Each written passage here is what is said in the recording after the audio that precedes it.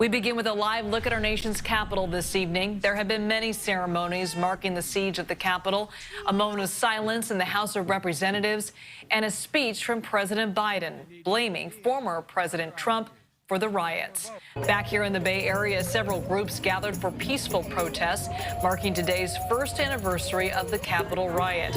San Mateo Peace Action and the group Raging Grannies Action League rallied on the streets, saying they will never forget the violent insurrection. And in San Francisco, a bigger and more vocal rally at Civic Center Plaza. Speakers called January 6 a violent and deadly attack against all Americans and our country. They also urge people to uphold democracy and the right of voters to choose leaders that represent their beliefs and values. And joining us live now, San Jose Congresswoman Zoe Lofgren, who is also a member of the House committee investigating the January 6 attack. Thank you for joining us, Congresswoman. So let's talk about the status of that investigation. There have been hundreds of interviews, thousands of documents. So what have you learned so far about what led up to the attack and how it all happened? Well, we're uncovering a surprising breadth of a plot leading up to the riot on the 6th.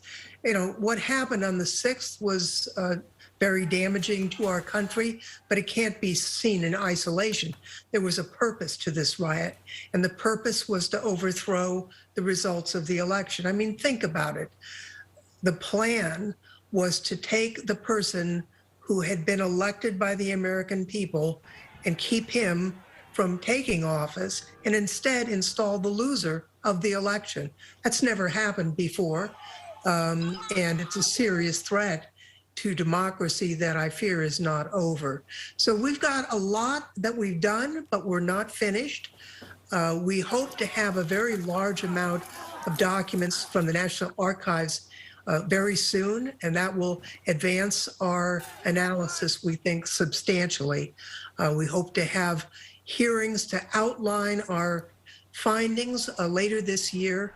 We also are looking at what changes we might make to laws and procedures that would make us less vulnerable to those trying to harm the democracy. And the January 6th committee now preparing for public hearings. So where does the investigation go from here, and what do you hope this will actually accomplish? Well, first, as I think the president said this morning, we need to have a common reality. We can have disagreements about policies, but we have to have a common reality, and the reality is this. A year ago, the Capitol was attacked by a violent mob of Trump supporters. They injured over 160 police officers. People died. They shouted that they wanted to kill the vice president, and they came remarkably close to overturning the processes in the Constitution. We need to understand that is what happened. There are some of my colleagues trying to spin a different picture than what really happened. And so we need to come out with the facts, as well as what led up to it, who planned it, who paid for it, what the all of the elements of the plan. And we need to do it in a way that's honest, coherent, and credible, so that every person in America, no matter where they are in the political spectrum, can be in the same reality. And there have been a number of safety improvements over the past year. So what has changed? And let me ask you this. Do you feel safe? I feel safer. You know, the Capitol Police have made a number of changes, increased and enhanced their intelligence efforts, their civil defense units. There is a big shortfall in terms of the number of officers. And it's interesting because we've got a lot of people responding, wanting to join the force. It's the training system was shut down because of COVID for over 10 months. So we're really behind in getting back to speed. There are holes yet, and I'm not going to go into them in public because that's like an invitation to exploit the holes. but we're improving. One concern, we provided in the House, in an appropriations bill, substantial funding to implement the changes recommended by General Honore, who came in after the 6th and studied the whole situation.